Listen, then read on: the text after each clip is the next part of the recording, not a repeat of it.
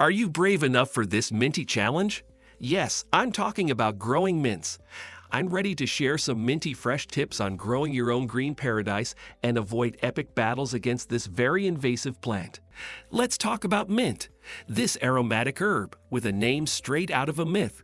Yes, I'm talking about the nymph mint who got transformed into a mint plant, is a favorite among gardeners. Mint's flavor is sweet and its scent is fresh, perfect for tea or cocktails. And if you want to enjoy it year-round, just hang it upside down to dry and store it in a jar. My personal minty favorites: banana, chocolate, ginger, lime, peppermint, and of course, pineapple mint. Sounds delicious, right?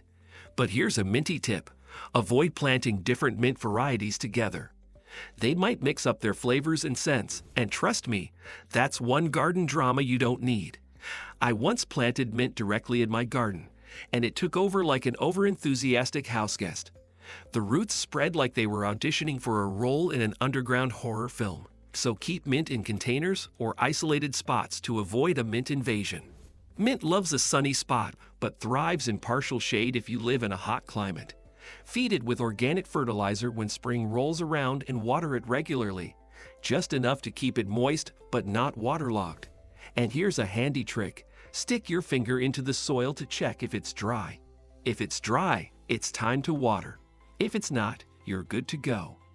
When it comes to soil, mint is pretty chill.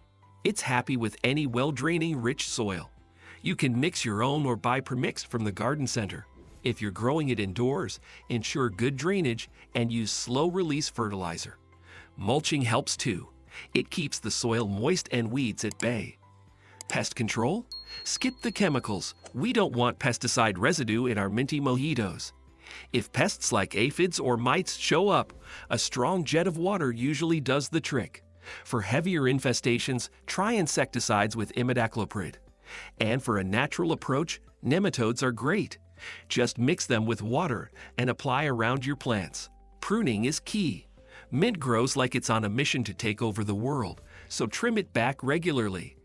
At season's end, prune it down to ground level. This helps the plant come back stronger and gives you a chance to clone it.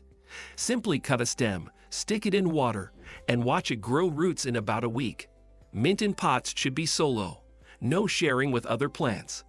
Lastly, if you spot orange spots on your mint, it's rust. Treat it with an organic fungicide and let the soil dry out between waterings. Harvest when your mint reaches 6 to 8 inches, but don't take more than a third of the plant at once. You don't want to weaken it. That's it for today's minty adventure. If you enjoyed this, hit subscribe, turn on notifications, and join me next time for more garden goodness.